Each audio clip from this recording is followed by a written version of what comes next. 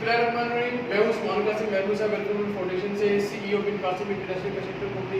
अल्हम्दुलिल्लाह हर रमज़ान के अंदर महबूब साहब वेलफेयर फाउंडेशन लोगों के लिए राशन का एहतमाम करती है और इस बार बिन कासिम ने भी अपनी पार्टिसिपेट शो की है और अल्हम्दुलिल्लाह बिन कासिम कंपनी ने भी इसके अंदर हिस्सा डाला है। तो शुक्र अल्हम्दुलिल्लाह ये आर्टिकल थोड़े आपके सामने मौजूद है और आप लोगों को पता है जैसा कि महबूब साहब वेलफेयर फाउंडेशन का जो काम है वो इंसानियत की खिदमत करना है। तो मैं आप लोगों से सबसे कहूँगा कि लाजमी नहीं है कि आप लोग जो है वो महबूब साहब वेलफेयर फाउंडेशन के साथ खड़े हो।